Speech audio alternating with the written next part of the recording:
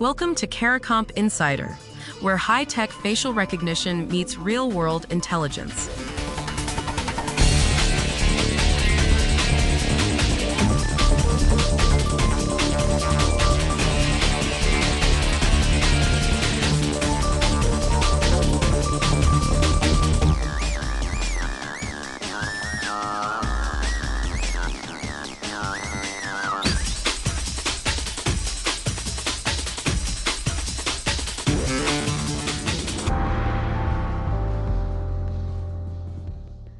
That little spinner you stare at while an app says, verifying your identity, in the few seconds it spins, it's not just comparing your selfie to your photo ID, it's quietly running about 7 separate checks, and most of them you'll never see. If you've ever opened a bank account on your phone or unlocked something with a quick selfie, this already touched you. And I get why it feels unsettling. It looks like a black box making decisions about whether you're really you. But once you understand what's happening inside that spinner, it stops feeling like surveillance and starts feeling like a bodyguard. So what's actually going on in those few seconds? Let's start with the myth almost everyone believes. You upload your ID, snap a selfie, and you assume the system just checks. Do these two faces match? If it says 95%, you're in. Simple. Except that's not how it works at all.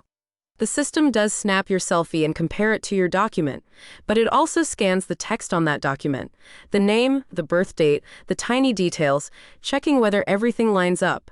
Then it does something you'd never guess. It checks whether you're a live human being sitting there right now. That's called liveness detection. It looks for depth, texture, and tiny movements that a printed photo or a screen just can't fake. And here's why that matters so much. According to reporting from Keysing Technologies, deepfake-related identity fraud has jumped more than 2,100% in just 3 years. Let that sit. Fake faces, fake videos up more than 20-fold. That number stopped me cold. So if fake faces are exploding, how does the system still catch fraud? Not with one perfect check, with many imperfect ones.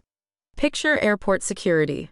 One officer glancing at your passport catches most imposters, but misses the traveler with a flawless forged document.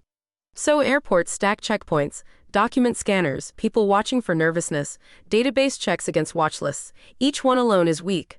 Together, they catch what any single check would miss. Digital verification does the exact same thing.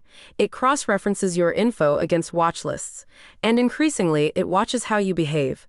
According to the Identity Management Institute, these systems learn your keystroke rhythm, your mouse movements, even how you swipe a touchscreen.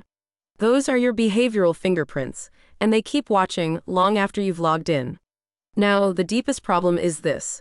There's a critical gap between liveness and deepfakes. According to DuckDuckGoose AI, liveness detection confirms a real person is present, but a clever attacker can inject synthetic video straight into the software, bypassing the camera entirely. So the system thinks it's seeing a live face, when it's really seeing a fake one piped in behind the scenes. Confirming presence and detecting manipulation are two different jobs. One doesn't cover the other. Which brings us back to that 95% match. People trust it because a number sounds scientific. It feels ironclad. But a high face match isn't a pass. It's permission to ask harder questions. The system doesn't stop at, do these faces match? It asks, does everything else agree? Your device, your location, your typing speed. When those signals conflict, it escalates. So here's the whole thing in 3 sentences. That spinner runs many small checks at once: your face, your document, whether you're really alive, and how you behave. No single check is trusted on its own, because fake faces are everywhere now. The system only lets you in when the weak signals all agree.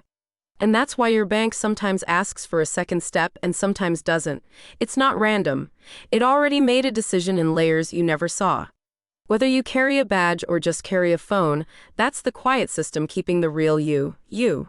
The full story's in the description if you want the deep dive. Now you know something most people in this industry don't. Use it. And when you're ready to put it to work, caracomp.com. We'll see you tomorrow.